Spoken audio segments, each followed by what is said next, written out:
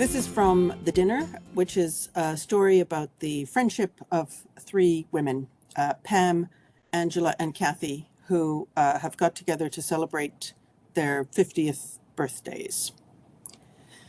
They'd been friends since the time of the pterodactyls, the time of white blouses and black pleated tunics. It was Angela who'd found the other two by Kathy's locker and told them John Lennon had been shot. They hadn't believed her at first, and then they'd all cried. Their last year of junior high, and already the side of light had lost. They'd sat in high school classrooms where teachers kept the radio on after the Ocean Ranger went down, and as the names were read out, some students had stood quietly and packed up their books and left. They had watched Lady Di become a princess in her magic puffy dress and gone to bed 16 years later fully convinced that the morning news would include accounts of a lengthy and successful intervention by French surgeons. They'd come home from university and seen television replays where the announcer falls silent as the Challenger writhes in the air, tracing thick, furry white lines through the sky that make shapes like balloon art, a duck, a snail's head, an octopus. And then Chernobyl, where food still sits on plates, on tables, in kitchens abandoned between one mouthful and the next. They'd wanted to go to Berlin when the wall came down but couldn't afford the airfare. They'd watched plywood go up over one store after another downtown as the cod moratorium dragged on.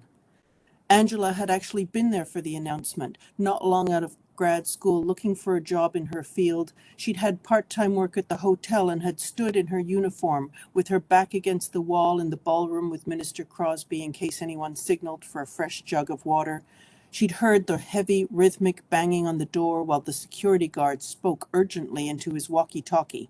Some men rammed the legs of a chair through the bars of the door to jam it closed, and the worst thing had been not knowing what was happening on the other side. What would happen if the doors burst open? What would come in?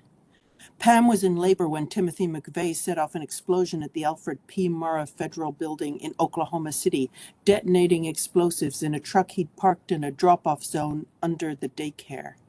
Her memory of the days following Luke's birth consisted of a mixture of images, her breasts like enormous concrete bottles of the milk she tried excruciatingly to have the baby suck, while the television ran photos of a young man in orange coveralls who'd taken it into his head that blowing up toddlers was a good idea. There had been Rwanda, there'd been Iraq.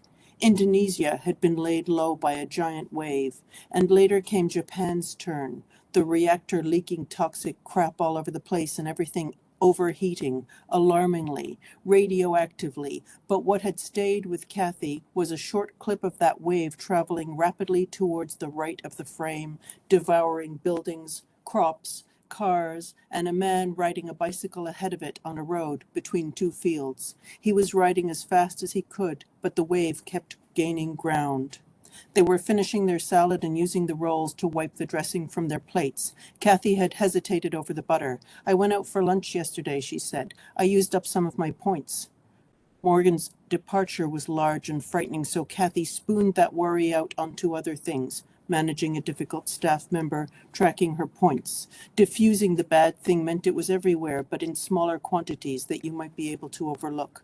"Oh no," Pam spoke with great firmness. "We are not going to talk about what we ate yesterday, unless it was fabulous. Yesterday is over, and today we are having butter. In fact, we're never going to regret what we ate yesterday. We're not going to regret anything ever again." She lifted her glass and held it up until they raised theirs and clinked, and thus regret was banished.